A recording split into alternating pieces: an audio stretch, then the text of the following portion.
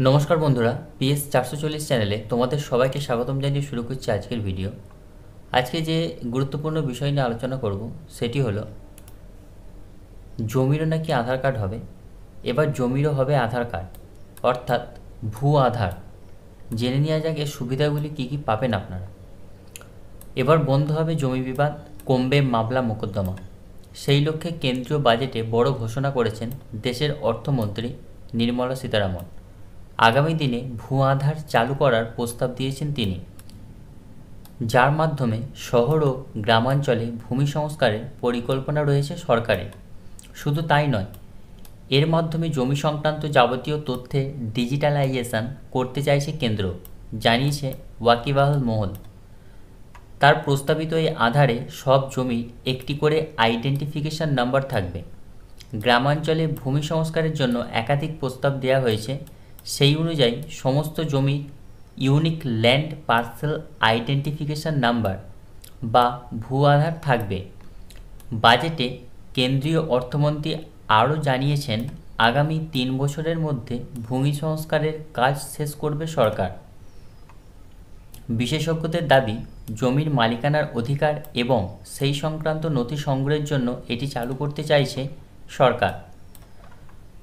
ভূ আধারের কাজ শেষ হলে জমি বিবাদের সংখ্যা অনেকটাই কমে যাবে বলে মনে করছেন তারা।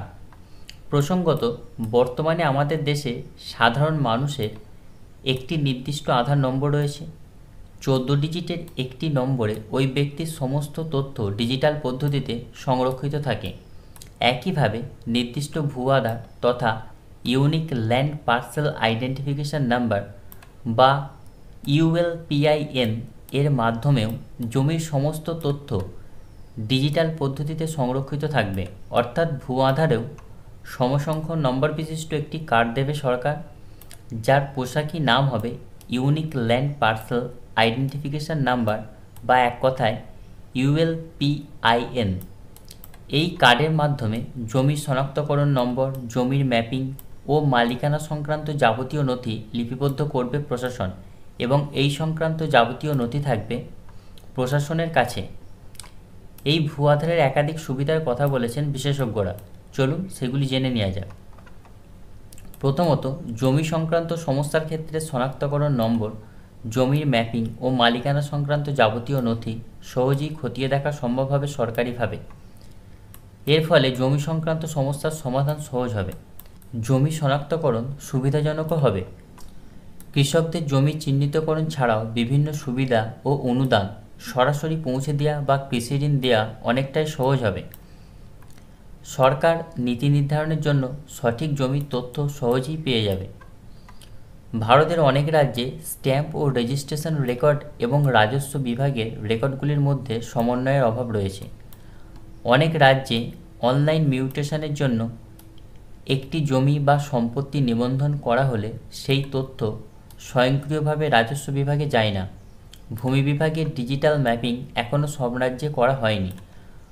অনেক রাজ্যেই এখনও নিজস্ব পরিমাপ এককের মাধ্যমে জমির পরিমাপ রেকর্ড করা হয়, যেমন কোথাও বর্গফুট তো কোথাও বর্গমিটার, কোথাও আবার গ্রামীণ অঞ্চলে জমির রেকর্ডগুলি বিঘা, বিশ্বনী, কানাল, মারলা, দশমিক, সেন্ট, গুন্টা প্রভৃতি স্থানীয় পরিমাপ করা হয়।